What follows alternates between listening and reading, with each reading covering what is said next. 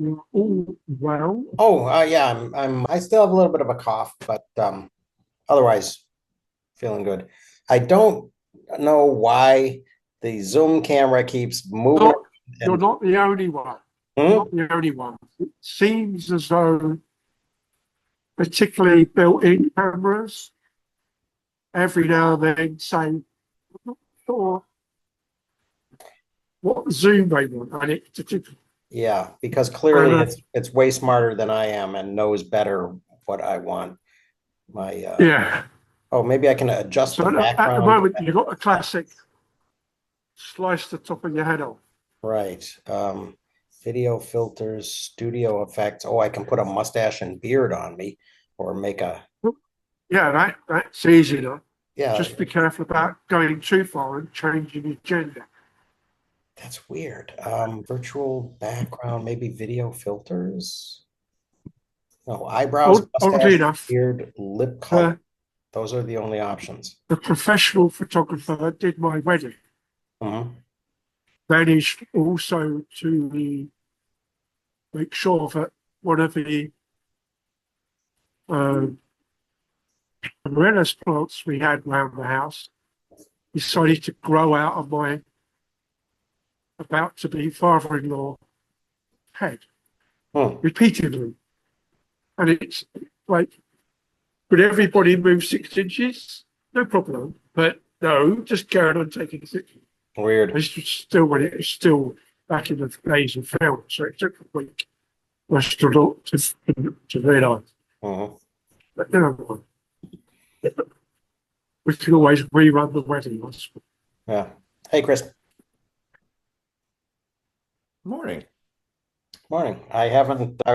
We were just talking about cameras and photographers and because I was complaining that Zoom seems to be doing a lot of adjusting my framing and how big my face is and stuff in this, and I'm just using my MacBook Air camera. So the AI seems to be taking a lot of liberties. Yeah. Is it making your face too big? Well, it's just I don't mind what it's doing, except that it seems to be altering it. I mean, what kind of seems a little weird to me is, that all of a sudden, if I move over here, it'll follow me, or that sort of thing. It's just like, Right. come on. Well, it's some of it's like, and people usually don't notice it, but newscasters and the cameramen shift the camera around because you're sitting there, you're a talking head, and there's no Mhm. action. Right. So to make things visually interesting, the camera people will pan around to make, oh, and almost make it seem as if you're moving even though you're staying in the same Mhm. spot. Right, right. And And podcasters will it's the use same two kind of thing. cameras, or they'll sometimes zoom right into themselves. Yeah, yeah. They'll Or do it's the same type of thing as a different stunts. lecturer on a, the sage on the stage. You need to move around your classroom a little as you lecture to Oh, help, I love running around and waving my arms and morning, Mark. Yeah, so that's a regular part of my act. that's part of where we get the phrase hand waving argument in Oh, absolutely. mathematics is, Yes, right. Yeah, it's not just the magician thing. Yeah, oh yeah, it's right. it's easy to see. Yep. I used to have an econometrics professor who would go to the board and he'd be writing equations, and he would sort of turn to us and say, "Now watch carefully. Never does my hand leave my wrist." Yeah. Yeah. Although I've only ever had one professor in my lifetime who had a system of sliding chalkboards or whiteboards and knew properly how to rotate them Mm. so as to provide the largest amount of writing visible at the same time in a contiguous manner. And Wow, it that's was a a that's a mathematician. that's a very Ivy League issue. Yeah. Hey, Thomas. How's it going?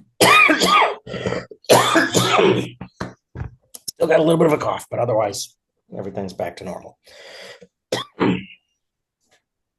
So we're finishing the notebook today. I think we're starting with 25. Is that right? Yeah. So what did everybody think about how Nicholas Sparks wrapped this whole thing up? Hmm? I don't Oh, follow. we didn't read that notebook. The movie.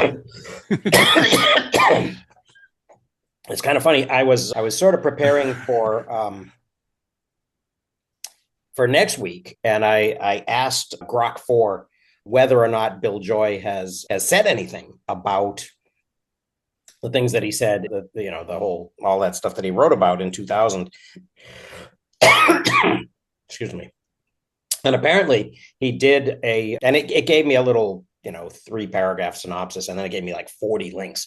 So I pasted that into that place where somebody has put the article. But his apparently he did give Wired an interview in 2013, which I wasn't aware of, because I think by then I was no longer subscribing to Wired, probably. I loved Wired early on, when it was really kind of breaking ground.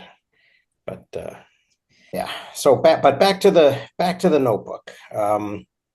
I thought it hinted at, I don't remember the date of its publication, but a lot of the real late chapters, have dates associated, and Mhm, it was something slash or something dash now. mhm, And I kept, wondering what he thought about certain things, like, and I finally found some things that he kind of mentions, but I wish he would have explored more deeply. Like, he kind of gets into blogs, maybe, or like a notebook. mhm, He didn't really, I mean, he kind of mentions what I would call the PQM, or second brain mhm, language, if nothing else, because that certainly appears in different ways in the earlier chapters. He mentioned Ken Chiara, which is a researcher that I'm familiar with. mhm, I actually met at a conference because that was my thing for a long time, notebooks. And I looked through my PDFs because that's a lot of what I do is read research article PDFs and keep them. And mhm. I had 8 Kiera PDFs. Oh wow. And the most recent ones, of course, aren't in the book, but the most recent ones are focusing on, why handwriting is better than keyboarding and taking Mhm, notes. So he's moved right. into that Mhm, realm, which I guess I don't. Well, there's kind of hints at that too toward the end, like yeah. they Yeah. Oh, get into all there this certainly weird is. stuff, Yeah. Yeah. I had yeah. neuroscience of neuroscience of handwriting. Mhm. And There's also counter research to that as well, or Oh, not I agree. counter, Yeah, but talking about it's not the handwriting as much as thinking spatially and thinking as you're writing, rather than just right. taking things verbatim, and you get Well, the same that's result. The that's brain the works in the same way, right. Well, and so it's I wonder about all of those things. yeah, The desirable. There you go. The exactly the desirable desirable difficulty difficulty. argument Right. yep, argues that, as I understand it, you have to compensate for your slower handwriting, and what you do to deal with it is to think, Mhm, which of hmm course is great. I don't know. I wonder about a lot of these things, especially the kind of the neuroscience stuff, because as I understand the neuroscience, and that's not exactly my field, when you start with reading is not built in. As I understand it, reading required a restructuring of the brain mhm, from speech or language, that kind of stuff, and then of course they talk about, well, how do you restructure? Well, you engage in activities that that take advantage of neuroplasticity and cause the brain to restructure itself. mhm, And okay, so maybe writing is the same, but then the point is, if you believe that that's what happens, you get to the point of, well, has anyone done enough keyboarding? Is it just typing on, is there an equivalent? Have mhm. we have we reached the point? Do we have enough people who have spent, consider the formative years, and what kids have kids really engaged deeply enough in language via the keyboard, that such neuroplasticity might have shaped their brains in a way more commensurate with future, because these arguments about, the brains laying down different, I mean, there's some of that in I've started to read ahead too, some of that in in the stuff we're going to read next. It's just an interesting thing. I don't know.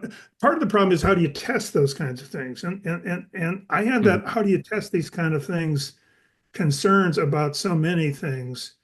And that's part of the problem with, science. I mean, technology advancing faster than science can keep up. Yeah. And so many of these issues about are long-term issues, right? Especially Bill Joy and those kinds of stuff. How do we know? I mean, so it's like the old developmental psychology problem of, what happens when cross-sectional research tells you something different than longitudinal research. Well, and the confirmation bias that's sort of associated with a lot of these, sure. especially in PKM, and and I think I sort of found in retrieval practice, because for a couple of years there, I was running these retrieval practice faculty little seminar things. Sure. For the system office. I'm not doing that anymore, but it did strike me that that there were studies that they could point to, but they were kind of few and far between, and and they weren't all they didn't all consistently find. So the generalization, about that you were mentioning, Mark, about the desirable difficulty aspect of handwriting in a lecture hall rather than typing, sort of, I mean, there's an assumption built in there that you can type faster than you can write, which in my case is not true. So I think for, maybe in the new generation that is something that we can assume, but I do kind of feel like there's a will to believe, some of these arguments that, that maybe not as, that maybe does have a little bit of confirmation bias sort of built into it. I do think that the logic makes sense to me, right? That writing does force you to sort of synopsize and and think about what it is that you're hearing. But if the logic makes sense, why don't intelligent people tell themselves, well, think a little bit. Don't just try to copy everything down. And the logic, to me, predisposes an easy way out, lack of self-control, right? And maybe that's human nature, if that's such a thing, that completely always overrides. It's like those slow and fast thinking comparisons. Yeah. If for a given situation, slow thinking is better, well, why don't people slow think then? Yeah. Well, for a lot of people, I think maybe it's a motivation thing. It's well, is this going to be on the test? Well, sure. What's going to be on the quiz? and maybe really what it is demonstrating is a real, unfortunately, kind of lack of interest, in the typical student sitting in the typical lecture hall in really sort of understanding and grappling with and engaging with the material above and beyond just that element of. So that's the thing always interested me. I mean, when I started reading the note-taking, I call it the note-taking in adults literature. There isn't, because here you have, you have different circumstances. You have us making our own choices about what we read and why we read. Some college sophomore doesn't have that choice. So you're right, the motivational thing. Yeah. And if there are things that are beneficial, clearly people making their own choices are more likely to employ them. Right. And Chris makes a point in the chat about, the whole Ryder Carroll ADHD, kind of focus thing, which I think is relevant too. But in addition, the big problem I find when in that particular context, possibly with that particular professor or presenting for the first time, you don't necessarily know what speed they're going to go at, what density they're going to go at. Mhm. So it's very difficult on the first instance. Whereas if you've got that particular lecturer for a whole year, by the third or fourth lecture, you know the speed and the density of information. Mhm. So you know whether you can write out a post-it size bullet point, Right. or you need a whole verbatim paragraph. Mhm. And that was one of the things that I really liked once I got my first iPad. There was a note-taking application in that very early on that would take an audio recording that plots where you've taken your nominal bullet points. Right. So you know that I don't have to handwrite on my iPad Mhm. at the speed the guy's talking. Yes. Yes. But I actually also, had a but pen also, that did that years ago. It was Oh, Live Scribe, I think yeah, it was called. but yeah. but then it's I go particularly from an engineer's point of view. It's not like I'm stood in front of somebody that's explaining an element of critique of Henry VIII Part 2, as opposed to I've got some guy on a board, black or white, writing up equations and not saying much as well. So then it's a case of now I've got on the iPad there's a camera. So even on the phone there's a camera. You sort of wait till you get through a screen's worth or a ball's worth and take a photograph of it.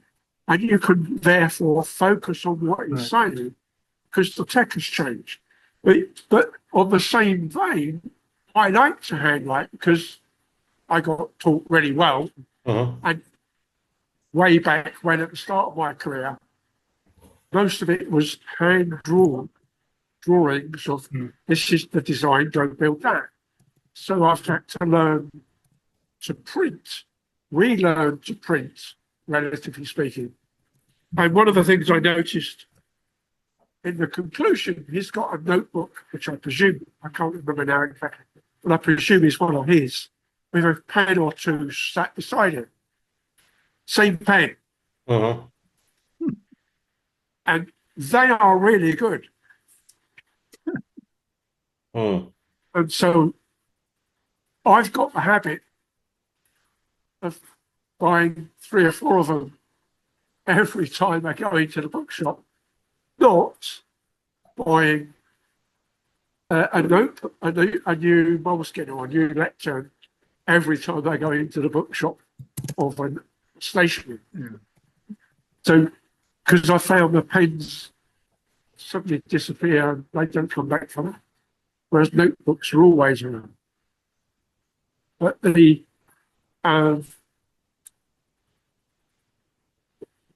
go back midway through my high school, Tony Busson came up via the BBC and his first book Mhm. on you don't need notes, you need mind map. Mhm. And it's like, if I did that at school, what would happen? Because I'm supposed to be, we had the habit that the headmaster would call out at the morning assembly half a dozen or a dozen students that had to go along with last night's homework Mhm. to show the headmaster, Right. the principal. Right. And he wouldn't just look at the piece of work you did last night, he'd look through like the last month or something. So Mhm. then you've got a real problem if you suddenly stopped taking notes and you've got all these mind maps around Yeah. without explicit permission. And that was it. Mhm. Yeah. So the ideas and tech, and now it's a case of I need a touchable screen to be able to do a mind map because most mind map software is rubbish. You need to be able to be a free a proper free drafting. I'm If still I not, moved I'm to still you, not Follow. convinced that mind maps are even a thing. I mean, it's so Now arbitrary. just Well, yeah, it's not just mind maps. It's that, even the thing, and again, this book mentioned it, the notion to, I think it's called sketchnoting or something, where Mhm. people create this combination. It's not diagrams like in engineering, perhaps, or, Mhm. whatever. Yeah. It's this kind of, no, the sketch and I'm note idea is thinking, who can do that while they're listening to a lecture? That's a dumb idea. Yes. If you Yes. want to post-process stuff that way, that's fine. Yeah. Yeah. I just bought this. I bought this a while back. This it's a 1917, and it has one of the things that interests me is that it does have an index in the beginning, or contents, they call it, in-house Oh. content, contentu. So I don't know what language. so that's a lectern, is it? Yes. And so, They also so number the pages.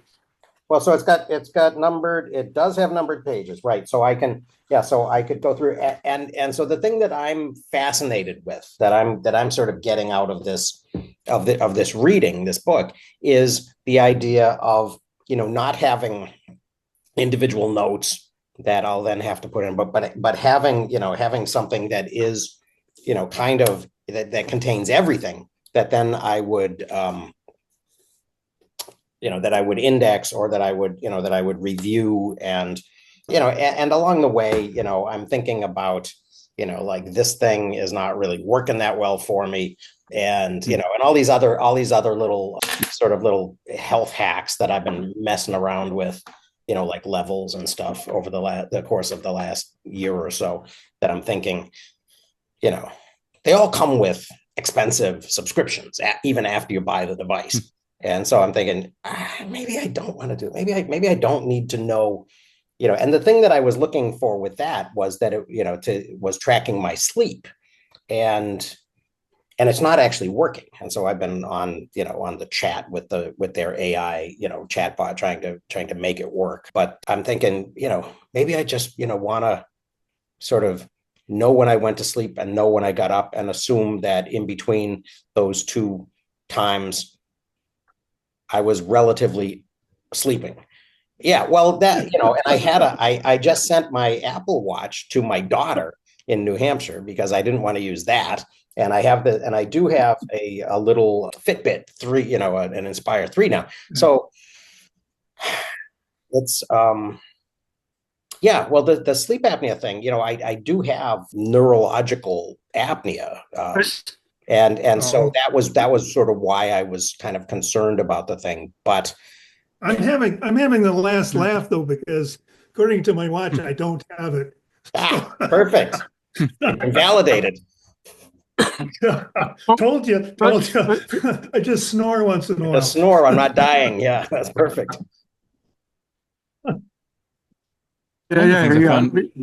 Snoring shouldn't be a No. death sentence, but I know what I could. It might be if you snore too much and you keep them awake, but Yeah. there was that guy, I can't remember what his name was, but decided to blog everything. He kept on being repeatedly having to be taken to the side room when he goes through the airports by the FBI. So he then started blogging everything. Even before they took him in the little room, in effect. Yeah. So all they had to do really was follow the blog, and they went. And there's an element of, yes, I know that my average sleep time now is 25 minutes longer than it was 3 years ago. Right, or my latency is like, different, or whatever. Yeah. Yeah. Yeah. And so it's then. So what do you do with that? Right. What do you do with it? And then that swings round, of course, to a lot of the stuff that Tim Ferriss still does, where he's getting blood tests on a regular basis, so he can follow diet, fitness, etc. And then, of course, he goes and falls off his Peloton bike the other week and he's Right. broken his elbow or something stupid. Right. Right. So he stopped exercising now. So it's. I suppose the thing is what's important to you, and there are things that. So now, not so much because of this quarantine per se, but in a general thing, it's like I'm getting to the point now where it's like, have I read this before? Yeah. And I'm particularly periodically reading, particularly fiction with a friend. We alternate who picks, and we also alternate book we know we haven't read and a book one of us has already read. Right. And I'm rereading something from like the mid-80s publication, and I read it within a year or so. And it's, some of it is dated, a bit like, some of it near future science fiction. They know about the computer, but in 2001, the video phone is the size of a fucking wardrobe on the space station, as opposed to, we're all walking around with a video phone, right? And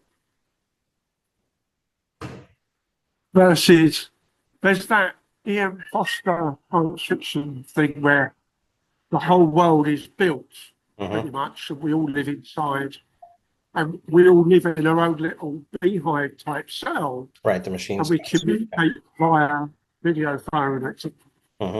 And of course, there you're giving public lectures via your video phone, like a Zoom call. But there's no computers as computers. You still go to the library.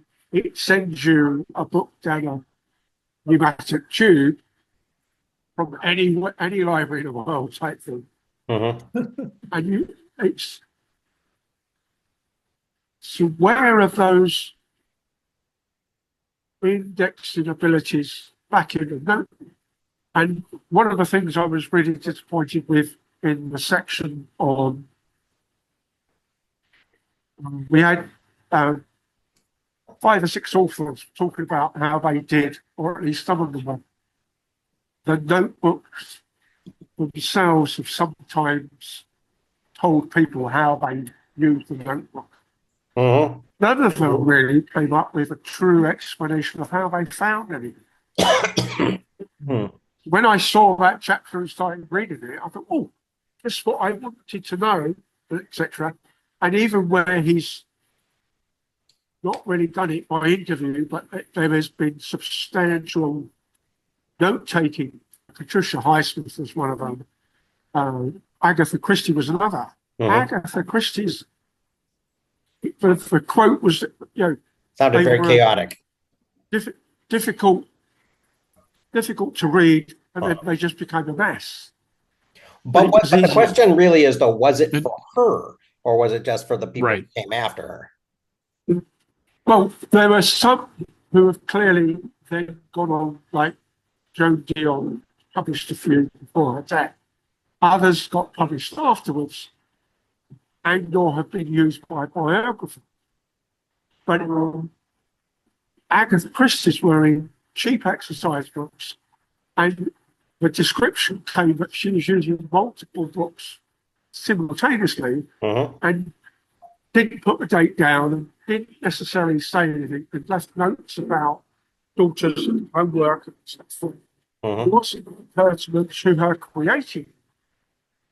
And no doubt there'd be a few shopping lists in there, maybe they'd be missing because she tore them out and used it down the shop.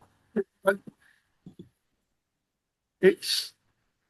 there is still, nobody has really come up and said that they could seriously spend enough time to do a proper index of a notebook versus a table of contents. So If the closest you get to it is the bullet journal, Well, where they talk about do the bullets from the front, turn the book round the other way, and do the index from the back. Even then, the index is really still only a TOC. It's not a book index that has. This is every time I mention Stephen J. Gould. right. Well, and again, The question is sort of what's it for? It's, you know, so to you know, compare it again to my sort of obsessive, you know, health hacking, you know, interest in the last year. You know, do I need, you know, that's one of the things I'm asking myself is, you know, what do I need to know about my health? You know, I can, you know, I have a really nifty little, you know, fasting app on my phone that, you know, that will tell me, you know, or I could, you know, I could jot down, you know, even if you've got book, you know, even if you've got something as simple as Google Keep, because it has a search function, you've only got to remember one word. Okay, it might give you 50 results. Right. Again, though, your 50 results out of 50,000 pages. Right, but again, you know, and you were mentioning, you know, how many times you had mentioned, you know, Stephen Gould. It's like, well, okay, some of those mentions will be meaningful and relevant, right? And, you know, and will contribute something new to a train of thought that you're developing about, you know, punctuated equilibrium or whatever. Other ones, you know, other ones may not rise to that level, right? So it's, I mean, and that this kind of goes back to that whole issue of, you know, and when we were talking more directly about, you know, like Sunki errands and note making, you know, about the review process, or, you know, or what Luhmann, you know, imagined, you know, or described, or, you know, or whether or not it was accurate. But if you're handwriting, you're not exactly going to lose that note because you've now rewritten it, be slightly more concise, more of your ideas rather than a quote packet or a clipping packet, because the notebook is as a normal lectern type notebook or most is a fixed bound item. So, well, and as Mark said, you know, just the act of writing it, you know, sort of embeds it a little bit more in your memory, hopefully. Yeah, but and the only thing the only other thing with Agatha Christie was she'd actually crossed stuff out, so she'd clearly done with that, as I've improved something or I've used it, and therefore it's in, you know, the butler did it or whatever. Something. Yes. Thomas. But the only person so far outside of this book, because I don't think the book mentions it, the only person I've seen who've actually written it down more or less completely is Stephen King on his book on writing. He's much more complete and example given of what he does. But he does, it's not a big thing in the book as opposed to where he gets ideas and then how he takes the idea and makes them point. But he's been doing it since school. Right. So he's never really formalized and changed the system, it just evolves. And the other one that really popped that I wanted to go back to, which was, you mentioned about the Serbico thing back when they were talking about the police notebooks and the way that when they were introduced, they were really there so that the wandering sergeant could check on them, and then there would be a check on them when they went back at the end of the shift. And then the rest of that section of that chapter was on 2 or 3 big points of where they where the station management, not so much the individual cops, but the station management said, don't do what you're supposed to do. Mhm. We need to get our story Right. clearing together. And Right. one of them particularly wasn't even really a crime in the normal way that you think a crime. It was the disaster at Hillsborough, where football stadium caught fire when they were still old wooden bleacher type things. Mhm. And they couldn't get out properly because they'd closed it off because there were too many people trying to jump through and get without a ticket. And it was a response to the event as opposed to the event. The notable thing that is not in the book is you still can't easily buy the Sun newspaper in Liverpool because the Sun newspaper decided, irrespective of what the inquiries came through, was that the victims were the perpetrator. And it never apologised, it never gave an alternate point of view, even after the inquiry found against the police and against the Crown, which wasn't even in Liverpool because it was a quarter final. You don't play at home, you play somewhere else. Mm.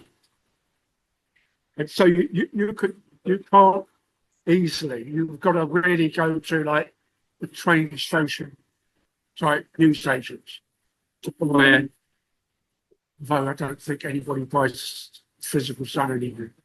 Mhm. But that would have been, it's such a notable fact. I found it odd that in a notebook context, it didn't add that in as a line. But he managed to get Serbica, and subsequently, of course, Sir. your sideways comment about name dropping.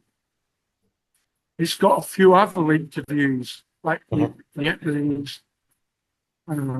Cook writing, and Mhm. maybe even her mother. So I can't quite remember. He's still name dropping. Yeah. But Yeah. Well, it's kind of weird. I so The whole. it's a personal warmth. Yeah, I thought that So element it's more like a go ahead, Thomas. Sorry. yeah, it's more like an academic, like literature review of everything. Well, it says it right on the title or subtitle, A History of Thinking on Paper. Mhm. It is a sort of like your academic, literature review. You're going through everything, looking at all different uses, all different places. And if you've worked in publishing or worked on a book, you realize that you cut out one heck of a lot. You're using only probably about a quarter of what you've got that makes it Mhm. into a book. Mhm. Otherwise, you're just going to end up with, a huge volume. Yeah. So it is a heavy editing process. Mhm. And sort of, it's always a balance of figuring audience, who's going to read it. And I liked what Chris had brought up, one of his omissions from just omitting Anne Blair. Mhm. And not mentioning, and the other one is William Jones, who was an academic at University of Washington on keeping found things found, was his more academic-ish sort of popular hopes at popular access, which is a good resource that gets you going in many different directions if this is one of the things you have interest in. Mhm. But it is a broad sweeping book, which is one of the things that I enjoyed. And Moleskine over the years has put out collections of like different collections of Moleskine books and pages out of them from, data visualization folks to artists to other things. And they were rather pricey when they came out, and I started collecting them used. Mhm. And when I get stuck trying to explain things, I will start flipping through it. I'm like just using it as an idea book. I'm like, how do I? Okay, Mhm. this is an interesting concept. Flip, Yeah. flip, flip. This is an interesting concept, and I'm off and going. But I kind of enjoyed it, and also the really broad brushstroke of like reviewing and researching notebooks. I thought that was just really good. Mhm. And I was like, this is a really thin wash over everything. Yeah. But it also was like, I forgot about this and forgot about this person as well. So it's not a book that dictates how to do things, but it was a really good book of showing the vast array that people think, work through things in their notes, mostly for themselves. Mhm. Some share things out, others don't. But I enjoyed it. And the one that I really had wished that he had touched on was Proust. And I was like, wait a minute. I was like, here's somebody who was just like wrote everything. Every fleeting thought was captured and was just not mentioned. I'm like, there's other good stuff here. Mhm. Well, Tufty it's stuff, also yeah. tough. How do you figure out where Proust fits in this panoply of Yep. ideas too? Like, where do you put him, and how was he different other than Yep. very completist? Yep. How do you slot him in Yep. amidst a lot of other completists? Yep. Yeah. Yeah, And one of the things, good. sorry, go ahead. Oh, finish your thought. Now, I was just going to say one of the things that Chris has brought up a few times is just sort of the Da Vinci books, which are notebooks and sharing them out. But there's also sort of the concept of one person's thinking and just documenting everything. It also takes having the world ready for it or others ready with a mindset to be able to pick it up and do something. Mhm. And so, like the whole chaotic concept and a bunch of others, there's that pairing of just like capturing really good ideas, but then having sort of that adjacent possible and others who can pick it up and do stuff with it, Mhm. which is, I think, Stephen Johnson in his book, Where Good Ideas Come From. It's sort of like a re sort of taking all of his blog posts, sort of good blog post on thinking and finding things out and so forth, Mhm. and touches on Commonplace Book and a bunch of other stuff and Devon Think. But it's like he brings that up as well. And it's like there's good ideas that are just scattered everywhere, but they Mhm. just sort of need that adjacent sort of fertile ground for others to pick it up and run with Yeah. it. Yeah. Well, it's funny because, Chris, when you were saying Edward Tufte, excuse me, in the notes, one of the books that I used to just return to for the hell of it and look at and just kind of page through was an architecture book. It was just in black and white. It was kind of a landscape format book, and and it was not only the examples of architecture and the principles and things that it talked about, but it was sort of just like the layout, the design of the book itself. This person, the lettering was wonderful, the drawings were wonderful, Mm-hmm. the combination of them, and the aesthetic of the book was great, and just was such a treat to kind of go back to. And so I wonder about that, that element of kind of form versus content. And as I was going through the ADHD chapter, I was thinking about, all of these different, sort of drawings and writers, kind of shorthand, his little elements, his little checks and boxes, and all these different things, all these different design elements, is that, and that kind of reminded me of, sort of the reason that I initially years ago kind of very briefly considered Notion. And then I thought, there's too much design going on in there. There's too much, choosing your your icons, and building, and building the presentation as opposed to, kind of working with ideas. Yeah, that's where things like sketchnoting and creating a picture, especially if you can think of an interesting one before you actually see the lecture, or you have to do the extra work to do it after. Mhm. But you're essentially creating a memory palace, or a song line, to use Mm-hmm. the Australian Indigenous version Mhm. of, you're taking a path and that path and the drawings and the waypoints along the way help you to remember the thing. But it's, But the content you needs to know, be significant in order to justify the effort. yeah, so you have that, and that's a big piece. And in this particular book, because it uses a timeline pattern to lay things out, and it also shows you a historical progression of kind of intellectual history. Mhm. What's curious to me is I tangentially pseudo regularly follow places on Reddit and other fora on getting things done, note taking, sketch notes, stationery. And people are always asking the same two or three questions. How do I do this? Am I doing this right? Is there a better way? And they're relying on random internet strangers to give them advice about, Yes. yeah, are you doing it right? Which is great, and that's how humans over time, you did your laundry and you might ask, somebody else at the grocery store that you bump into, hey, this is how I do it. How do you do it? And you Mhm. may Mhm. figure out a better way and or innovate. But doing that at that timeline scale takes forever and a day. And it always strikes me that other than, in the getting things done space, it's all about what David Allen said.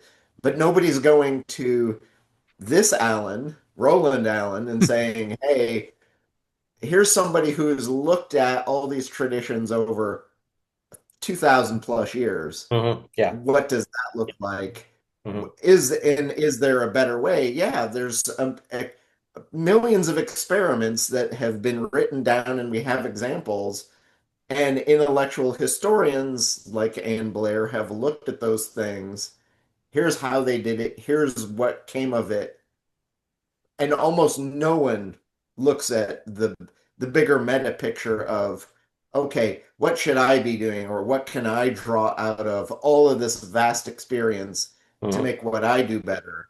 Mhm. So Dan can ask the question and say, well, what the hell's Tony Buzan's like mind map? So what am I supposed to get out of that? Like, and when you Yeah. do that, there's an interesting piece that also ties back to memory and songline. So maybe you're taking, I've gathered up a whole bunch of crazy, and now I'm going to put out a mind map and map it all out to see what does it look like, or what could it look like. Mhm. So if you look at Victor Margolin's process for how he wrote the history of design, he literally draws out a mind map of the area of design to Mhm. help himself not only make sense of it, but to be able to pedagogically help others who read his book make sense out of it. Mhm. So there's a use for it, Mhm. but Tony Bazan is kind of making it up as he goes along. Mhm. So you don't have the rearward view of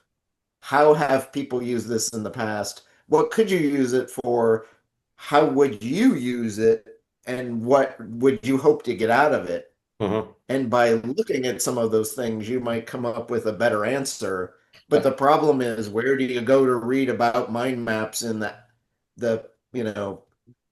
the rear view mirror to know better than, because you could go to Tony's Buzan's work in the 80s Mhm. and you're not going to get as much out of it as you are an intellectual historian looking back Yeah. and saying, how does this fit in with the rest of what's going on? Or how can it be viewed from the perspective of an indigenous oral society member Right. who lived their lives with mind maps everywhere, Mhm. Yeah. and Well, what did they get out of that? How did they live? excuse me. And a book like this has to be kind of a buffet, right? So it has, Mhm. Yeah. it has to just kind of touch on some, and I do think, I mean, my criticism of mind maps is totally personal. It's just that it doesn't really work for me. It doesn't, kind of feel definitive enough, and it seems too random. But that, I don't, that's just a personal evaluation. I don't, sort of discount them as something that could be, super useful to somebody else.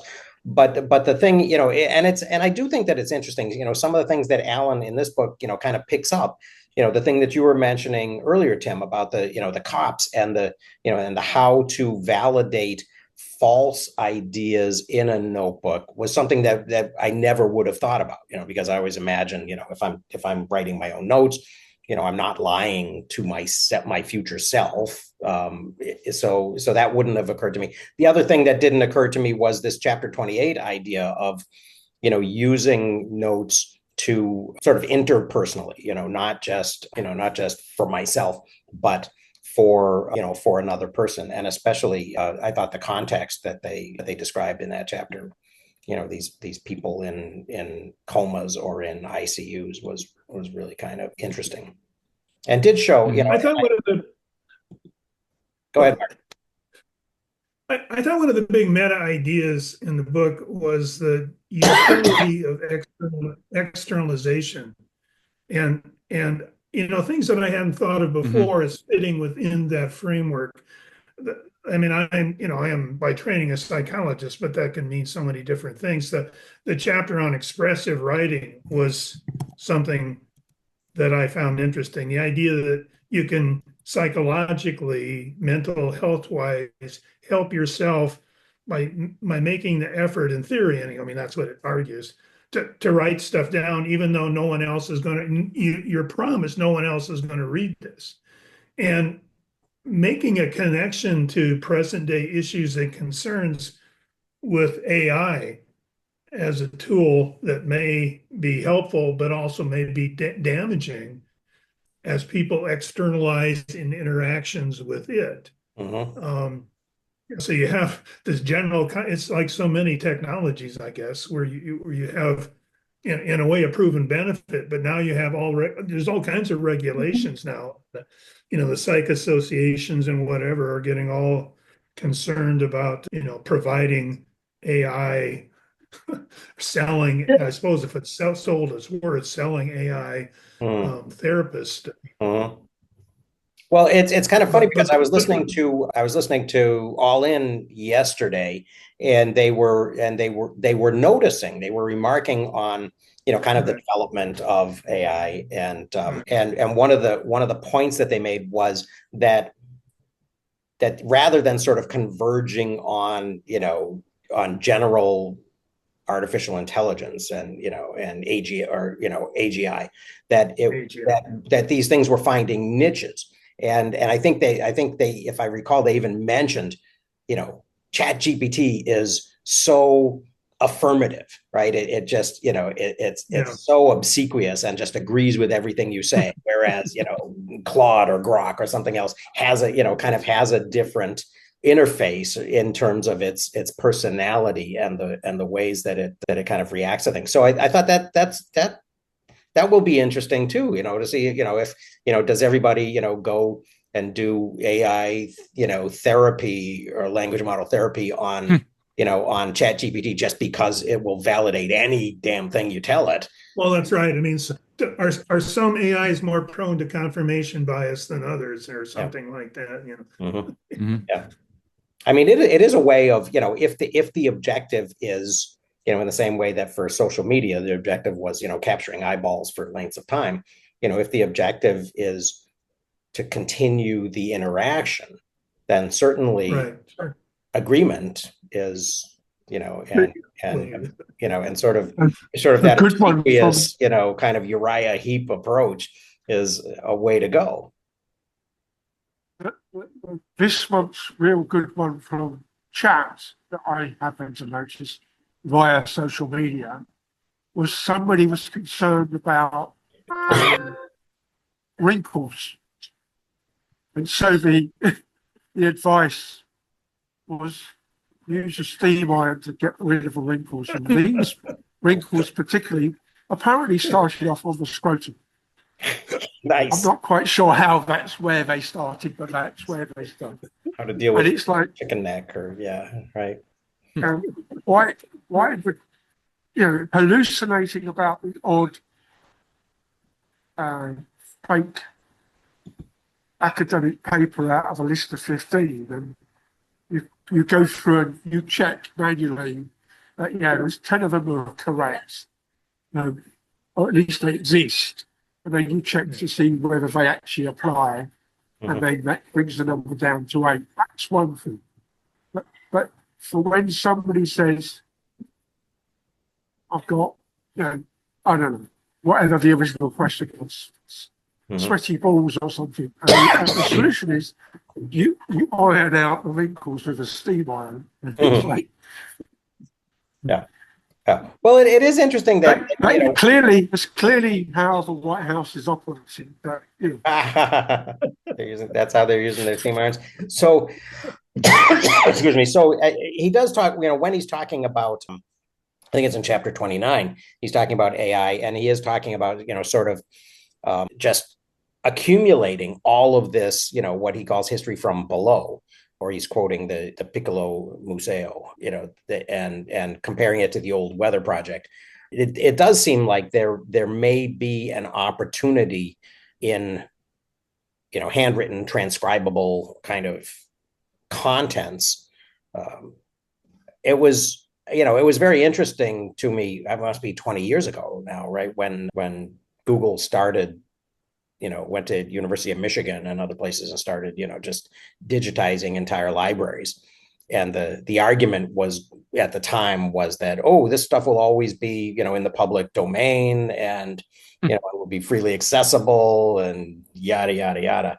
Turned out not entirely to be the case. But it is an interesting, it's a very potentially sort of promising way of dumping a whole lot of new data into the mix. The question is who and what is going to be able to, sort of evaluate it and find meaning in it or ascribe meaning to it. I mean, that's one of the things. Yeah, it's one of the. Go ahead. Sorry, Thomas. That's fine. One of the things I had stumbled on like this last week or two was going back through some Erwin Panofsky pieces, and I was trying to, it's like, let me just see what Perplexity has to say. And like most of Erwin Panofsky, who's a art historian, mostly focusing on early Northern Renaissance, but his like big thing is iconography, creation, and influence of perspective, and how it came about and how it spread. It was essentially the northern artist and the Italians working on it together, and then they took it back north, the northern artist, where it really took off, and everybody started doing it. Where in Italy, it didn't spread as broadly. But it's like Perplexity kept on telling me that he only focused on Italian art and Renaissance art, and I'm like, that's like half of one book on, rather than his like full corpus of things. And I was like, wait a minute, and then started realizing that it's based on essentially what it has access to, and it has built. And so if humanity is taking an incorrect assumption, or there is a large volume of writing about one slice of things, and there is less on others, then that is what it's picking up. And it's like, this is, the preponderance is this one direction, even when it isn't.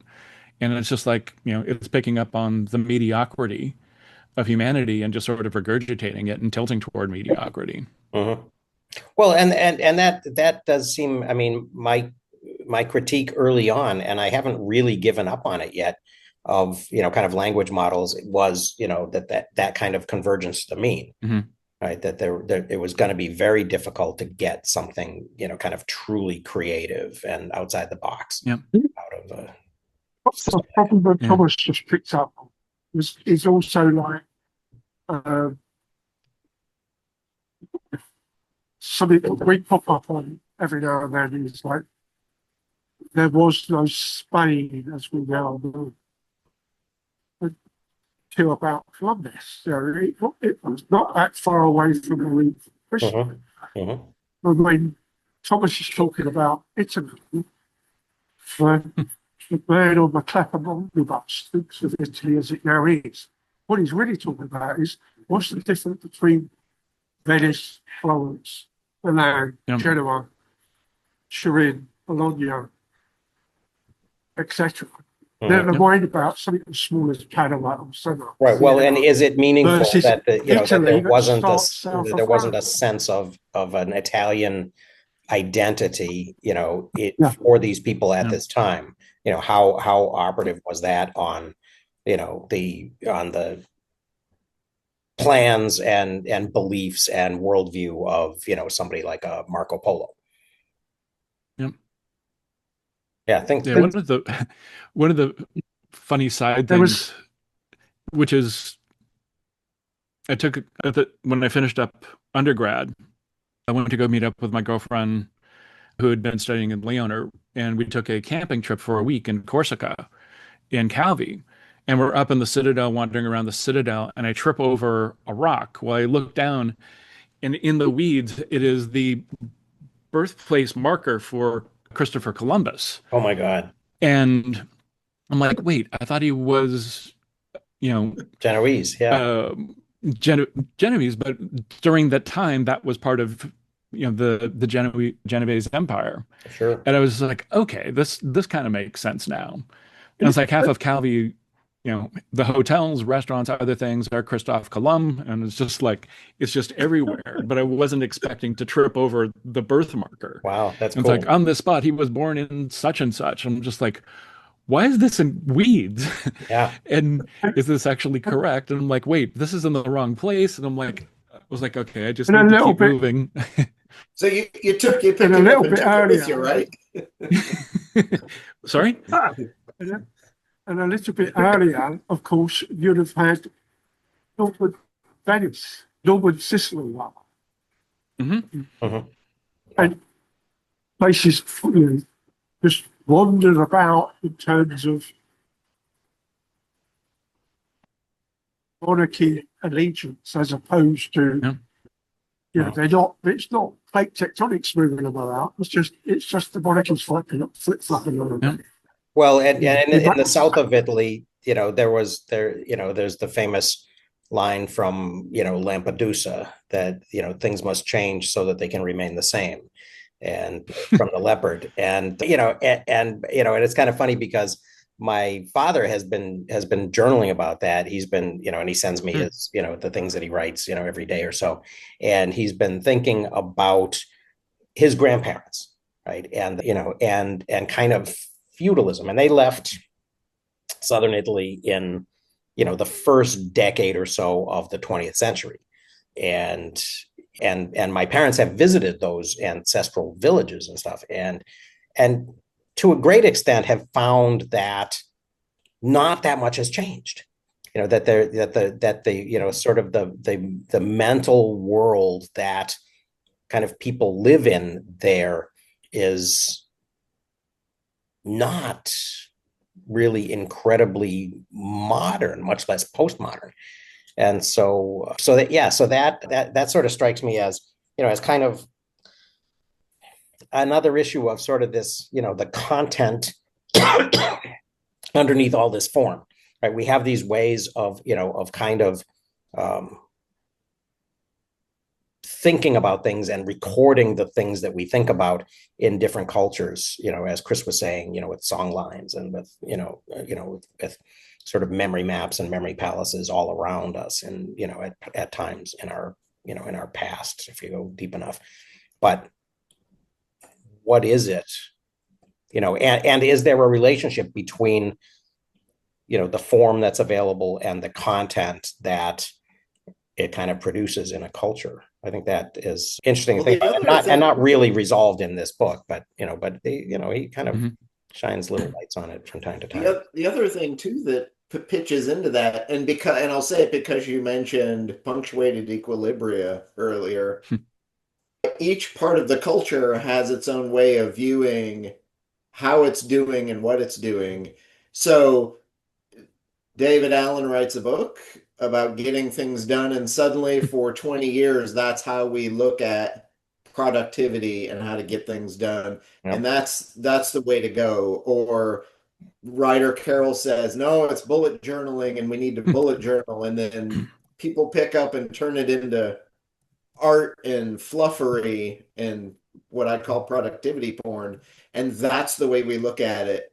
But no one digs back into the history of it and says, hey, yes, there's this bullet journaling and this GTD thing, but you go back a half a generation and you have the hipster PDA, and then you go back another two or three generations before that, and you have the Mem Index from 1903. Mhm. But then you go back a whole bunch more generations, and it's Italian accountants keeping waste books and Yeah. ledgers and quaderni and you And know regular people keeping Zibaldoni. Yeah. and we don't and no but no one thinks of what does the broader picture look like, and how does what we're doing now fit into those prior forms. And to a great extent it's all exactly the same stuff. It's just Mhm. how do you as an individual choose to Yeah. make the best of it for yourself, Mhm. always with the fear of missing out that, hey, there may be a better way of doing this, and maybe I should be using Newton's method rather than, Yeah. somebody else's. Yeah. Or maybe because I'm super, super genius, I should be doing what Da Vinci did and keep all the best stuff for myself and let it be handed down for four generations before anybody figures out what the hell is going on. Yeah. But Yeah. It's that. also go ahead, Thomas. No, I was just going to say it's all about the finding something and then adapting to it. Because my method for note taking in college, largely because I had a pharmacist who I was working with a youth group, and one of the senior counselors was a pharmacist, and he's like, "Hey, how are your study habits?" I'm like, "What do you mean by study habits?" I was a freshman in college, Mhm. and he's like, "So how do you study?" I'm like, like a really odd question. And so he mentored me for about 2 months, once a week in the evenings, Wow. helping me with study habits. And one of the things that he did was sort of note card method, very similar to Zettelkasten. And that's how I did it through undergrad, and would take notes that way and then put it into my notebook. And then I would take the quotes and other things that I cared about, rearrange it, set it in place, and then essentially type those into a computer, into WordStar. So I'd Mhm. have my quotes and then I would arrange them into sort of an outline, and then I would fill narrative around the quotes. And Mhm. that's how I did my papers. Wow. And but that over time that method broke for me because I was missing the context around the quotes. Mhm. And so it got into my method now is doing larger notes and then sort of transcluding them into different places where they make sense. So have it captured once, but I'm like, crud, what was that thing completely unrelated to what I'm looking for? I'm Mhm. like, I remember I found it when I was looking up something on gas prices in the 1970s, and also found something on, traveling to Corsica. And Mhm. so I've got the Corsica note, but I don't remember where that was. Right. And I know I didn't use Corsica, but I know I was doing this other thing. So I can backtrack to that piece. And then I'm like, oh, let me capture this, put this into a hub or a note that's, interconnected, and Mhm. having those interconnections to things. And all I was trying to do was find the name of the person that had the snippet around Corsica. Mhm. And I was just like, okay. And so it's like being able to pull things. I adapted that system to give it that fuzzy context around things. And it works really well for me to get things done. And I've got my notes going back to 2003 all in one folder that I had started as text notes and outlines and other stuff, and then converted all of that to just a markdown extension around 2010 and been rolling. Wow. Like this works. And the downside is that I've got a lot of notes on paper, loose paper, but then also in like 6 moleskin. And I know which identical looking moleskin a note is in, or something that I'm looking for is in, but I Mhm. need to go flip through it to figure out it's related to this note. I'm like, okay, about halfway through this notebook, I've got this note about this. And along the way, I find other things. I'm like, crud, I really need to get this out so I can make it searchable Mhm. and have it at my fingertips rather than at my, searching tips Right. or Right. like Well, flipping tips. It sounds like you've created too a song line based on the visual cues of the notebooks you're using, where It, things are hiding. yep. Yep. Well, and also a Although, to chance go for some back, serendipity, when things Yep. appeared Yeah. that you weren't kind of expecting, Yep. which Yep. yeah, it's also kind of fun. to go back to that punctuated equilibria idea too, it bears acknowledging that so when we take a system like GTD and we focus on just that now and we forget all the things that came before, that pattern happens incredibly frequently. And in Western thought, there is a huge schism roughly in the late 1400s, the early 1500s, where educational reformers said, you know what, all these mnemonics that we have been using or had been using previously, Raymond Yull, Thomas Aquinas used them certainly. Everybody had their own memory palace or walking path that they took based on antiquity. Mhm. And it was educational reformers in the late 1400s who said, you know what? We should move to an outline form. So we're going to forget all that. All those methods, memory methods are there and they still work. But Mhm. broadly, Western education threw them out the window and got rid of them in the 1400s. Mhm. Mhm. Much the same way as literate culture decided the ways oral culture had been transmitting knowledge are not as good as these new methods we found of writing things down. So forget all that old crap. This is the new regime. And the new regime Mhm. takes over to such an extent, none of the things that existed before seem worthwhile. So when you get into, and even the last, decade since 2013, roughly, when Zettelkasten became a big thing. And now I see it quietening down. You don't see people talking about it every day the way they were in 2019, Mhm. at least online. But that Well, becomes that's the new swung back. thing. And oh, this is the new hotness. So let's forget everything that happened before. Mhm. Don't forget the things that happened before. Know Yeah. how to do those too. Well, And and add why another, to, right? Because or he doesn't get into it until the closing of the book yeah. that he actually uses the word affordances. But Yeah. really, what he's kind of been showing us all along are what were the affordances of writing things on paper, Mhm. and how did 80 different people use them in 1,000 different ways? Right. And now that you've read the book, how are you going to draw from those examples to make your writing on paper different and better for yourself? Yeah, there didn't seem to But be a I, kind I of a think he pivot does it. towards that. Yeah. He does it too little, too late. I think he should have said in the opening of the book, instead of going with the Moleskine story, which he does because his audience is a popular press author, Mhm. is all those, all the kids who are in the Reddit stationery Sure. fora. But that's who I want to sell my book to. He doesn't want to sell it to us, the Mhm. people who care about intellectual histories and how we're going to make things better. But that he should have started and said, I'm going to show you a bunch of affordances over time, It's a and coffee then you table can book pick about coffee and choose. tables. You can pick and Yep. choose from the smorgasbord of ideas how you're going to do this for yourself. Yeah. Then give us the Moleskine story.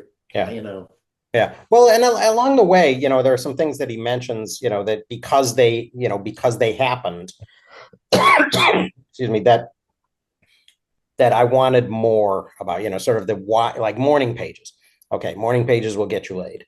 But really, what is the actual value to most people of taking that, if they do, take that time in the morning and, and build a, kind of a discipline around doing this thing, is the value the capture of ideas? Is the value more in, the practicing writing? Is it just in kind of the discipline? Is it, does it help clear the decks, for them for the day? So I was curious about that, whether there would be, because I don't really do it. I do, have a daily notes thing that I use in Obsidian, but I don't religiously, kind of do that.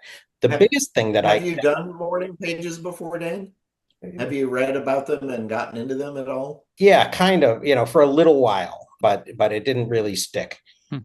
So I did, and then I moved on to like daily notes in first Rome Research, and then I kind of kept it going when I moved to Obsidian. The biggest thing that I got out of this really was the idea of sort of personalizing and excerpting thing, and really kind of the stickiest vignette or little story in the whole book for me was the Zibaldoni. The idea that people, people who couldn't afford, excuse me, to buy the full 14,000 line, Divine Comedy could still, take the best, take the pithiest quotes or the ones that were most meaningful to them. And maybe that attracts me because that was the first thing that I did when I was a kid. I had in high school English, I had a journal that I was supposed to keep. And, what I would do is I would just copy out, lines, great things that I thought were great lines from literature or poems or whatever. And so that I would have them available and I'd be able to, to comment on them, to compare them with each other, briefly, and then, maybe to write papers about them. But that idea that there's an interface between sort of, I don't know if I want to call it high culture, but sort of literate culture and a person's daily life, and and life as a thinking person that is sort of connected by this thing, the Zibaldoni, or the Commonplace book, I think was kind of the most sticky thing. And and the thing that I'll tell my students about, I think I probably already mentioned this, is that sort of convergence of the change in the form to kind of the book form, and and the emergence of paper and their kind of collision in Baghdad or wherever at the time, which was something that pushes the history back a little bit for me, because I had always imagined, that the big go-ahead moment was Gutenberg, but this pushes it, 100 years or more back into the early Renaissance, and maybe even to the causes of the Renaissance rather than the effects of them.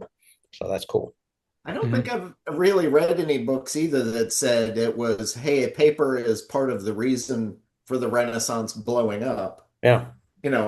I've even seen, theories about the Black Death kind of clearing the decks, and creating a rebirth of some sense, as a cause for Renaissance thought blowing up the way it did. Yeah, But part of it was paper is as good a reason as any. Yeah. Yeah, paper is a huge part of it. And so when I was in England, I was studying at the Center for Medieval and Renaissance Studies. And the demarcation line for the Renaissance beginning was the fall of Constantinople, because you no longer had access to the knowledge and the libraries, and all of it had moved out of Europe in the 1100s just because of economics and other things that all shifted into, Alexandria, Middle East, and into the Muslim libraries. Yeah. Yeah.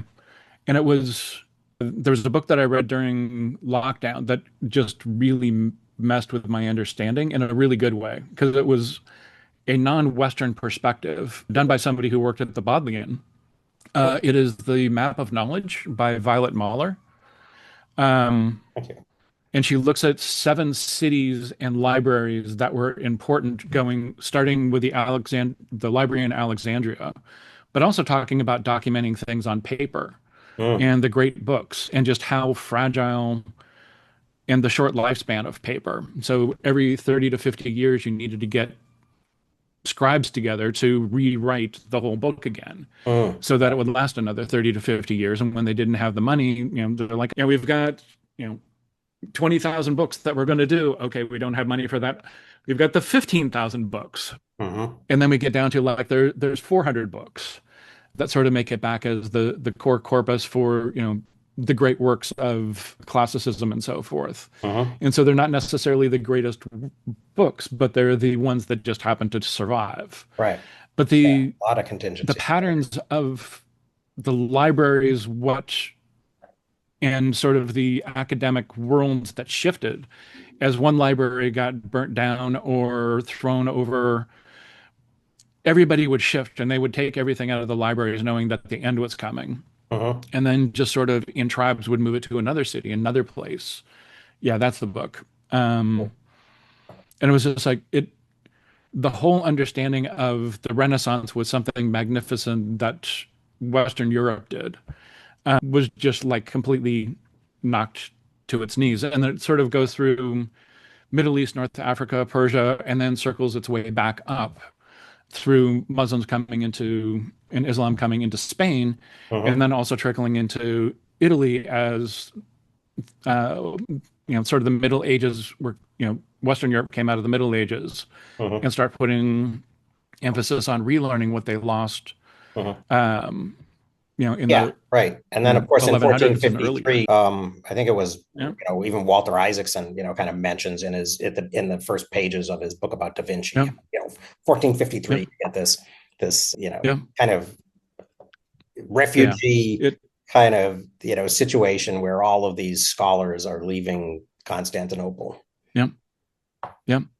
Yeah. But it Well, was. you also have concurrent with that too. You have that, the ongoing idea for several hundred years of you can find and take and aggregate all of human knowledge and put it in one big pile, which some people still think we can do, or they think that's what Google is. But Yeah. how do you even know it all? Mhm. And earlier, Yeah. Dan, you made a sneering stare at Hilbert's faces.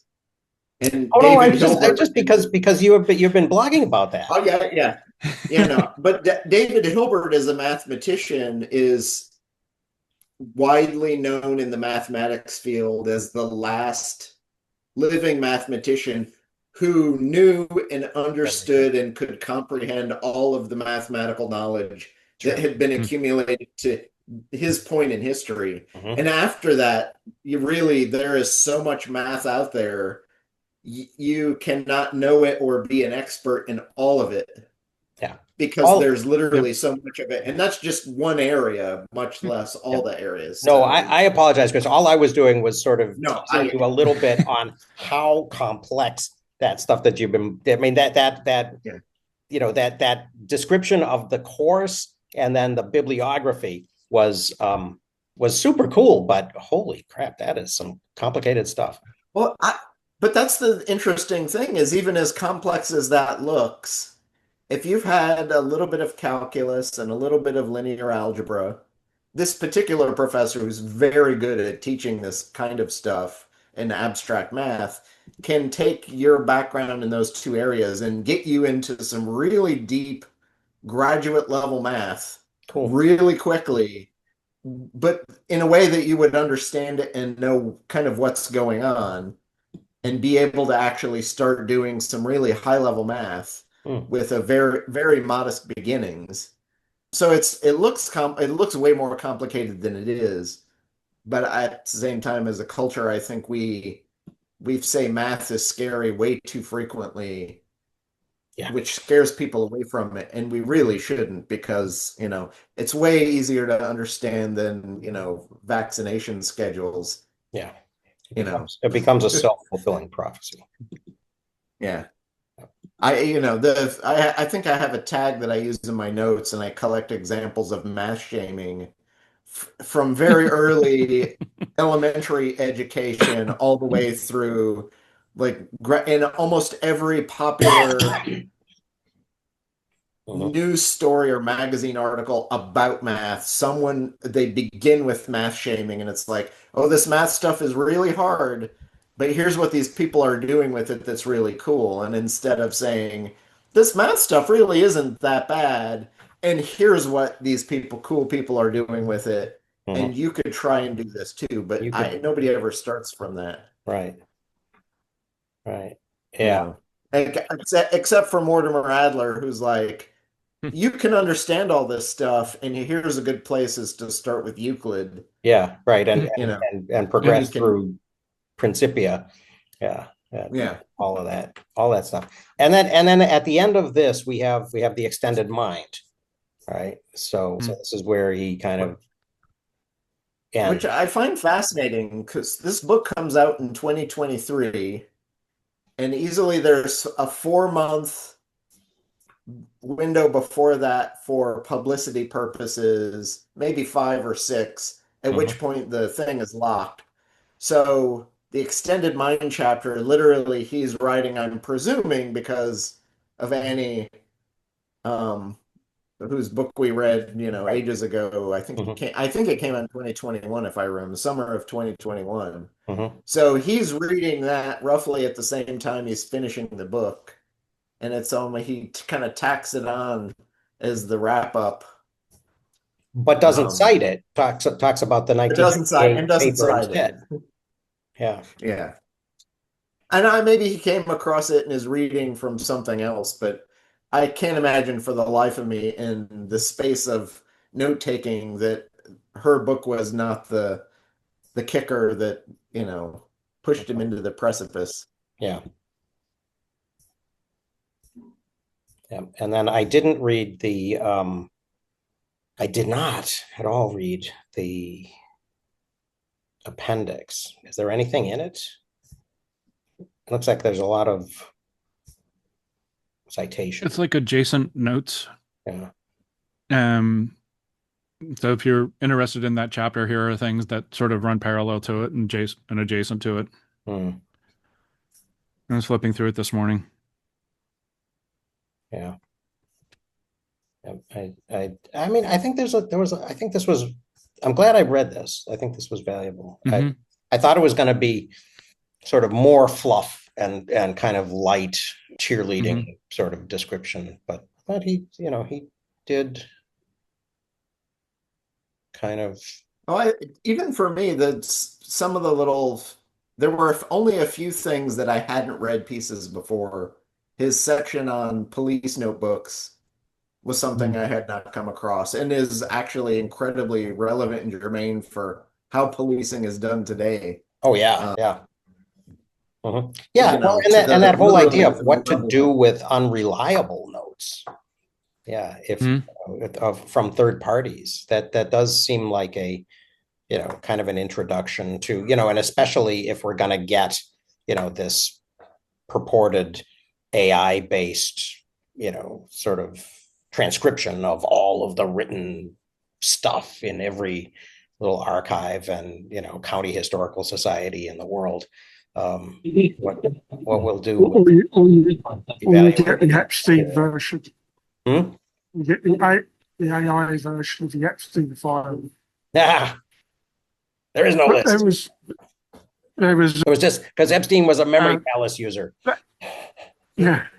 Well, I keep waiting for a journalist or a journalistic organization to fall into the mud because somebody releases. So it was yesterday, I think they released transcripts from Epstein files. And I'm just waiting for some journalist who wants to get to the punch to dump all those files into an AI, spit out a list, and then publish it in the Wall Street Journal or something to say, hey, here's the overview of what you should know, but half of it is bunk. There was what I thought was quite a good meaning for his first term. There was a decent sized paragraph of stuff that then apparently went through whoever the AG was. William Barr. The guy who's not there at the moment. Yeah, William Barr. So there's 2 copies of the paragraph. There's like 90 words that comes out of what the Oval Office. And there's the after Barr does the edit, and it says something along the lines, I, Donald Trump, black redacted all over the place, and the President of the United States, or something like that. But and that was it. And the sideways of that was I thought was the way that the Guardian's copy of Snowden's files that called all the wikis. MI6 finally got the up and said, no, you've got to destroy it. And the rest is politics clone, as in the rest is intelligence, the rest is espionage, government. Then actually, one of the two hosts of that pod was one of the guys from the Guardian and the BBC that were involved with that. And, so he did there's part and parcel of that conference, the description of how they cleaned up these 3 or 4 computers that were in the locked room at the Guardian room. And then he got sent by his BBC boss to go look at a copy that's in New York. And he didn't do it with any explicit purpose. But as he was coming back, all his emails were being deleted by somebody. And I figured out who. And he figured it must be MI6 or GCHQ. Just messing with him, saying, we know where you've been and what you've been doing. And so he flushed. He still had handwritten notes. Before he landed, he flushed them. Just to make sure he couldn't get picked up when he came back in the UK. Given the recent turns of the freedom of speech in the UK, I don't blame him. Right, and what you can get in trouble for. Well, I think a lot. I mean, and I think this goes back to kind of the what we were talking about earlier about sort of the note making techniques and the media that we use. One of the things that kind of strikes me about this whole Epstein case, to whatever extent it is a case, is what it is they're focusing on and why and what is considered sort of relevant and important, rather and it's mostly the salacious stuff. And the stuff that will, tie, in important, big names like, Prince Andrew or Donald Trump or whatever, which in my mind is not at all the most relevant and important element of this, which is more, my interest is more in, what does this reveal about, sort of a ruling culture of compromise. And how did he get off the first? And well, and what what type of structures of power does this we already have kind of outlines to? We already have that answer. There's about 3 months ago, there was the release in the UK about a supposed Pakistani grooming gangs issue. Yeah, where. For like the 3rd or 4th time, not purely that relatively few instances, but the slightly bigger problem. So one of the biggest culprits in trying to smooth things out is the BBC. Yeah, sure. Right? And what it chooses to cover and how it covers it, yeah. Know how it covers up the crimes by its employees. Well, that's what I was saying, yeah.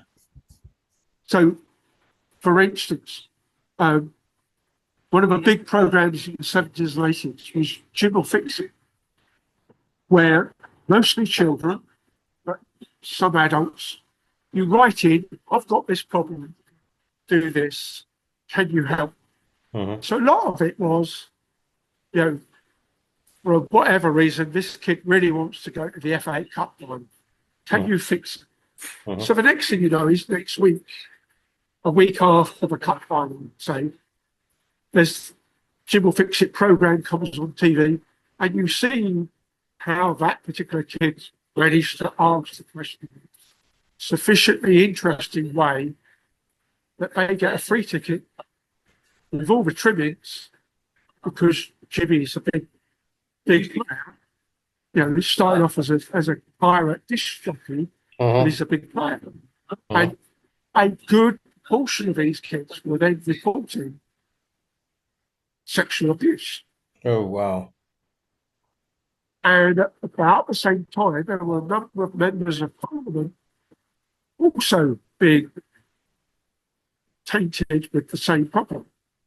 And then a little bit later, it turns out that one of the newscasters, Hugh Edmonds, has been having what we now say as inappropriate emails and pictures sent backwards and forwards to a teenager, who then decided to sue. And part and parcel of the problem, rather like the Serpico thing, is who knew what, when, and what did they do about it, not by the perpetrator per se, but the surrounding environment. Particularly at the BBC, it was almost exclusively the victim, rather like the Catholic Church has been shown to be. The victim is the problem, not the perpetrator. The repeating perpetrator in many, such that Catholic Church-wise, you move them from one diocese to another, or you move them to a different country because they're good people, they've recounted or whatever. They won't do it again yet. They repeatedly do it again. There's a report. It's only a couple of hundred pages because it's like a summary of what we now know. And along with our version of MAGA straight GOP, the Reform Party, as it now is, keeps pointing out that these Pakistani groups are grooming white girls. It turns out that they are grooming white girls, but they're like 5% of who are being groomed by them. But the other 95% of the white girls are being groomed by white groups, but don't quite get the same level of response out of the press. And again, it's the police forces are involved. Again, because somebody within the group is a relatively powerful person. You can't, it's a council or is an MP or is a senior policeman or whatever. You can't involve them. So everything around that gets pushed down, sideways, whatever. And there's all these little people, relatively speaking, as in social services, childcare people that want to help. And then invariably they get sidelined because a groomers managed to weasel their way into that line. Teachers, childcare people, social workers, as that's how I'm going to access these kids and bring them into the group. Or they are literally, paid for slaves coming through the illegal immigrant group.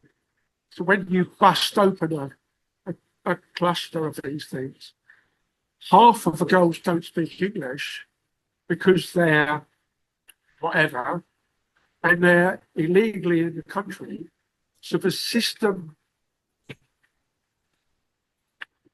those systems are already protected with money in many cases.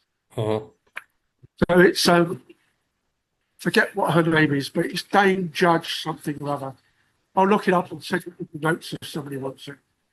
But there's a whole load of, these are all the triggers, these are all the warning signs.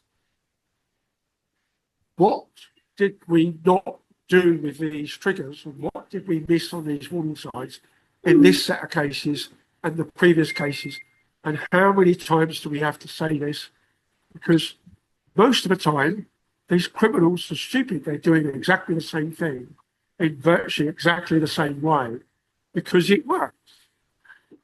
So if we catch one, how is it we're not catching the other? Because, well, yeah. So I mean, the generalizable, kind of takeaway from that is that there are things that are happening but are being, are covered up by institutions, and then when another group does them, they're treated differently. But and so to generalize that, to kind of, this whole thing about public knowledge, right? That I think I had a conversation with a friend the other day about kind of the things, she said she's feeling like she's beginning to develop Trump derangement syndrome just because all of the news that's kind of coming, her way and bombarding her day after day after day. And she is a New York Times reader. So there's that. But, and so I tried to, I don't know, my role, I guess, as a historian is not to try to minimize that, but to kind of contextualize. And she was talking about, excuse me, because she's a special ed teacher, she was talking about autism, right? And this, and this explosion of autism, diagnoses, from 50 years ago to today, and how people are running around, like RFK Jr. saying, we used to have, 0 point something percent of the population, and now it's, whatever it is, 30 out of it was 35, 30, 35, it's a huge, a much larger percentage. And so my question was, though, what is autism? Right? We use that term and we think that we understand what it meant 50 years ago, what it means today. I mean, there have been 5 DSMs, since the 50s or whatever, and the scope of it has expanded. Things that we think of as being that have expanded. So we're not necessarily comparing apples to apples, right? And that's just a way that we kind of deal with knowledge. Right. I mean, yes, the situation you're talking about, Tim, is nefarious and, and probably, very, very deliberate. But there are inadvertent ways that we kind of do the same thing. Yeah, I mean, my less contentious, I suppose, in some respects, example is, oddly enough, and some of it is elements of my memory, up to about through 2010, there were regular small and large whale multiple beachings, very often the whole pond beach. And they'd be quite regularly reported on BBC News and all the rest. And everybody's looking for the reason. Nobody could find the reason. And there were autopsies done, and there's various scientists cutting all these whales up, doing whatever testing of what's in the brain and all this. And then there was a couple of pictures where all the albatrosses were dying because the babies were being fed so much plastic with the fish that clearly the plastic was a problem. And there was a gap. And then 5 years ago, maybe, very few beachings were being reported, but those that were being reported was, when we pulled out 50 kilos of plastic bags out the stomach. So there's all these single-use supermarket-type plastic bags. How did the pre-2010 so say scientists forget that, miss that. You know, especially on the larger whales where there's 50 plus kilos of plastic bags. How did they miss that? You know? So, and also if you go back to when I was at university, and one of the things I was doing was human comfort from the thermal point of view, particularly air conditioning type engineer, type building engineer. Mm-hmm. Air quality was beginning to pick up. And so we were focusing on internal air quality because we were building buildings with interior spaces. But one of the things was what's coming in. And so one of the things that we really picking up was, oh dear, diesel's really bad, even though it's a green back then as a green fuel, because it's high on particulate. So that's where we get the PM50 from. The 50 micron particle is like, that's the small particle we're going to measure. Bricks, we're going to, Nobody particularly then started talking about where's the plastic coming from? Where's the plastic dust coming from? Eventually they picked up tyres, plastic in tyres. But they're now putting plastic in the road as a green solution to not using so much asphalt. And it's like, I've got one wearing surface, I've got another wearing surface. Not only You can recycle all those bottles into roads. But I distribute this plastic everywhere, and some of those places have drainage systems direct to rivers that go direct to sea, and then we wonder why the crab and the salmon and the fish have got plastic in them. How was that not expected, right? In all seriousness, and it's like your credit card.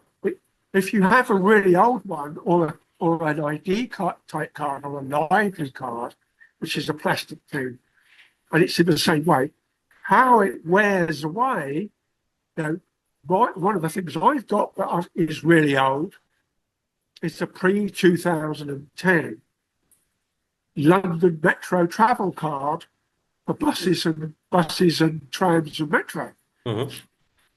The rounded corners are not how it was manufactured, right? It did come with rounded corners, but my corners are really rounded now. Where's all that plastic gone? It's gone through the laundry in cart, but ultimately, if it's in the laundry, it's in the food chain. If it goes in the air, it's in my lungs. So it's in my bloodstream. If it's small enough, how is that all of a sudden such a mega problem that nobody really thought of? So along the lines of the Naomi Ostraces and Eric Conway with their first big book of climate change, and they've realised oil companies' view about it, but they also touch on the plastic pollution, which it comes up much more in the big bin. Where did we pick up in that site, in that historical cycle, or that historical sequence? Where did we pick up with the plastic pollution, the way that we now have? Where did it come from? Who started? Who's the original Ostraces Conway version of the plastics? And there's one person, one team in Plymouth University, UK, that has done a lot of work on the interior, and they were the people that found it passing through the placenta, which was really wrong. So that there's all those things that are obvious when we find it, and it becomes relatively general knowledge. And the kickover, those kickovers, those flips, like, so it's almost almost the same as things going back to the geological thing, to plate tectonics. There's people doing, oh, Africa, South America. That looks convincing. There's no mechanism, there's no other way of checking it. Then there's, oh, we've got all this mid-Atlantic ridge working going through. And then they do the asteroids and the KT boundary, and we can start matching it across that way. That's now leading all of that technology. One of the uses now is this bit of timber an illegal import from Russia? Because the isotope mix that the trees use of various carbon and other bits is unique to the geographical area because of all the pollution, historical pollution. Yeah, we've got 12 minutes on the new book. Well, this does seem like a segue to the new book, right? To the attention economy, and Jaron Lanier was sort of at a very early stage. I mean, he wrote it. I mean, the book's nearly 20 years old, I think.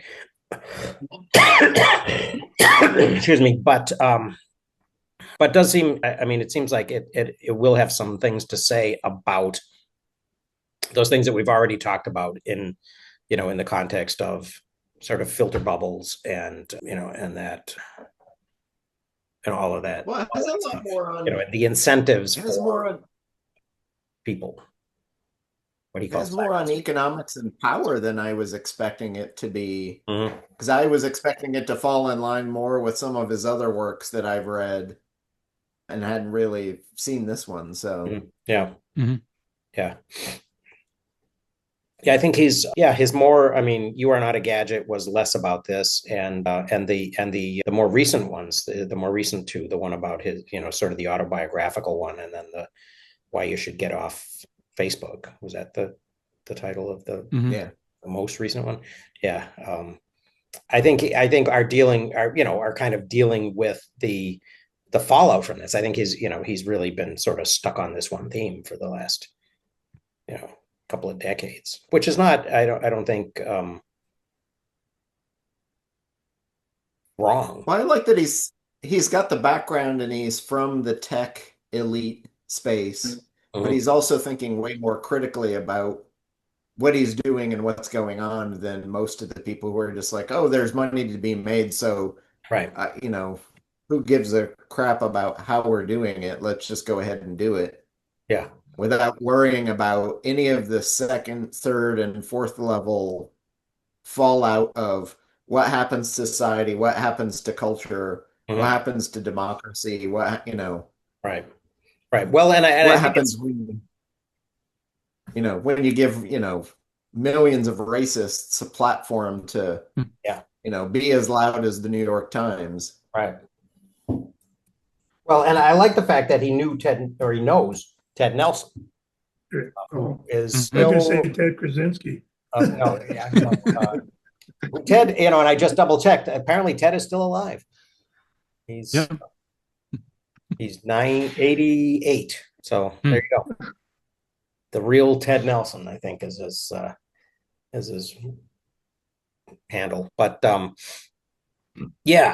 think that contextualizing it and sort of making it a little bit less inevitable is also helpful, right? That that things didn't have to happen the way they did and end up at the endpoints that they did, and that they were and that they did for some reasons, that there were that there were huge incentives. It's kind of interesting. There were years ago, I think it's a decade or more ago, when I first became aware of Chamath Palihapitiya was when he gave a talk at Stanford, I think, in which he sort of owned up to the harm that Facebook had done, and that he was kind of complicit in creating that sort of dopamine experience around engagement, and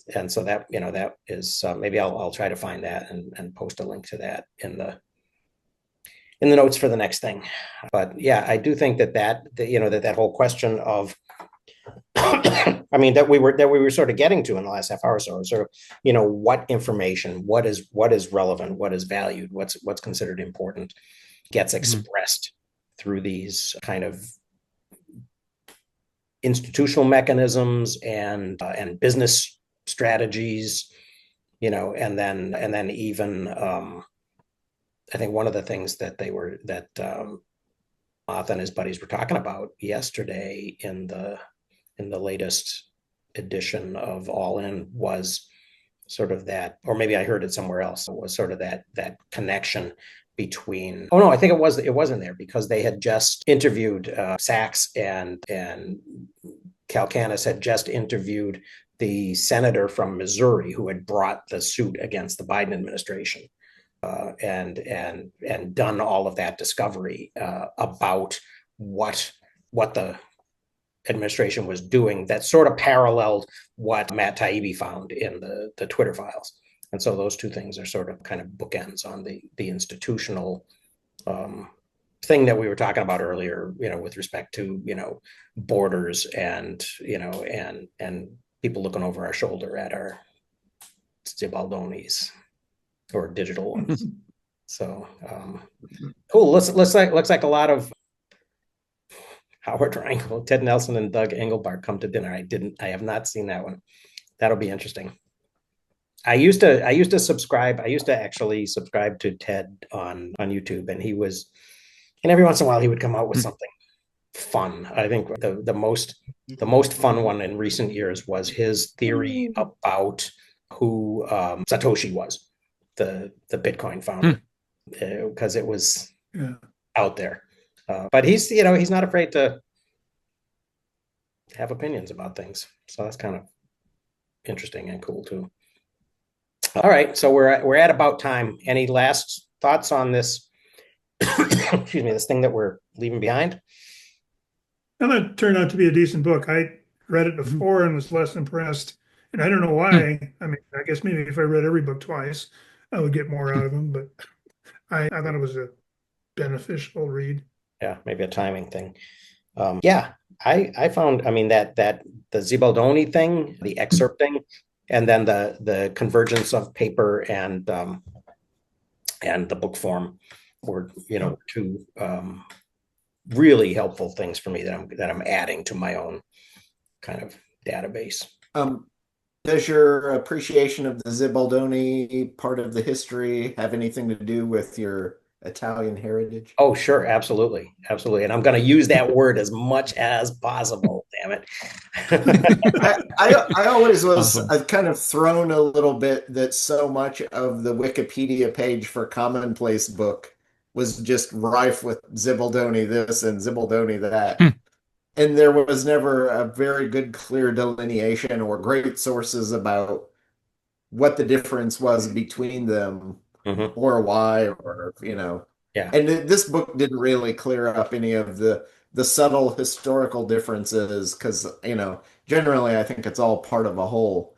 So it's hard to have enough examples and delineate what people of the time would have considered a Zibaldoni and how it may or may not have been different from the prior traditions of Commonplace book. And he wholly forgets to mention the word Florilegium in this, piece, which I think is a huge chunk of history that he was missing prior to, although a lot of that's prior to paper as a substrate, but but I think that the thing about the Zibaldoni, right, is that it's sort of bounded in time, right? Whereas the Commonplace book kind of continues. I mean, the first place, honestly, that I ever ran into Commonplace books was at UMass when I was a grad student. One of my peers in the PhD program was gonna write about Commonplace books written by women in colonial and early Republic America. So that was my first exposure. I thought that's when it had happened, right? That was the first time I ever ran across the word. So I think that it has a much longer, time that it exists over, so that gives it, but probably the Wikipedia article was just written by, it was edited by a Zibaldoni enthusiast. Yeah. Dan, what year was that? around? That I was at.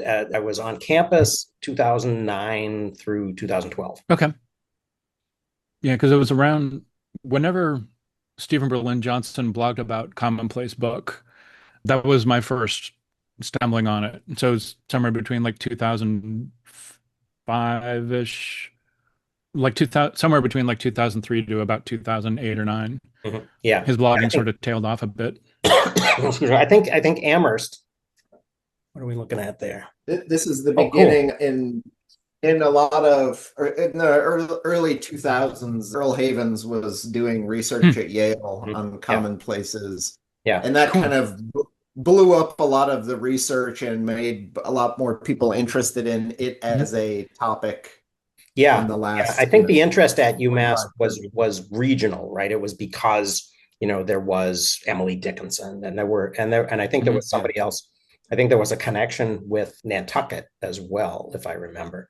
That there were just that there was so much interest in kind of the visual nature again and the design nature of these things, and the incorporation of found objects and drawings and text and Well, as a historian, it's a great place to like, hey, this is what people were actively thinking about, writing about, and if they were dated or had, kind of Right. tangential link. But and I giving a love the lot of fact that attention to, right? You're treating as something that they spent a lot of time and energy on, rather than just, oh, I'm writing in my diary today kind of thing. Yeah. Which is But not they- trivial either, but is different.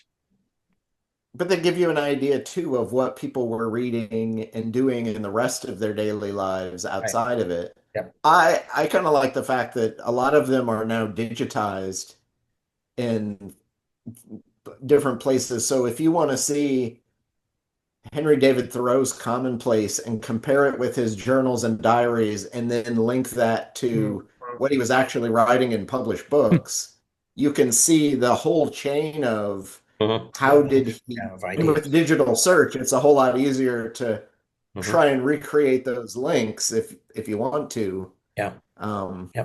Cool. But I always think too that it's always fascinating to me that his family background was in manufacturing pencils.